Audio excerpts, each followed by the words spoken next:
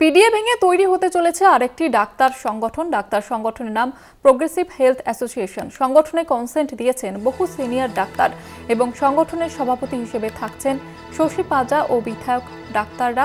PDA ভেঙে তৈরি হতে চলেছে আরও একটি ডাক্তার সংগঠন এবং তার নাম প্রোগ্রেসিভ হেলথ অ্যাসোসিয়েশন এবং এই সংগঠনে কনসেন্ট দিয়েছেন বহু সিনিয়র ডাক্তার, এমনটাই সূত্র মারফত জানা যাচ্ছে।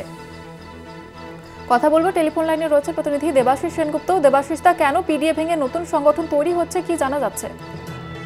দেখো, পিডিএ ভেঙে নতুন একটি ডাক্তার সংগঠন হচ্ছে। শাসক দলের সেখানে কিন্তু থাকছে বলে এমনটা আমরা শুনতে পাচ্ছি এবং সেক্ষেত্রে পিডিএ ভেঙে তৈরি হয়েছে প্রোগ্রেসিভ হেলথ অ্যাসোসিয়েশন এবং সেখানে সভাপতি হিসাবে কিন্তু শশী পাজা তিনি সভাপতি হবেন, এমনটা কিন্তু শোনা যাচ্ছে।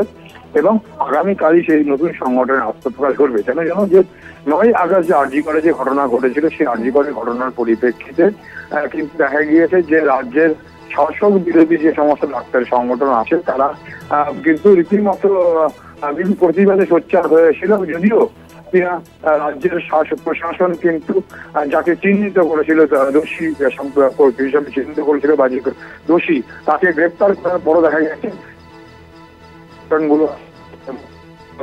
শুরু করে স্বাস্থ্য ব্যবস্থা নিয়ে বিভিন্ন প্রশ্ন তুলেছে। রাস্তায় আন্দোলন সারা রাজ্যে যদি ছড়িয়ে পড়েছে, সেক্ষেত্রে দাঁড়িয়ে যে প্রোগ্রেসিভ যে শাসক দলের যে প্রভাব। হ্যাঁ দেবাশিস, ধন্যবাদ জানাবো। দেবাশিস আমাদের সঙ্গে টেলিফোন লাইনে ছিলেন প্রতিনিধি দেবাশিস সেনগুপ্ত।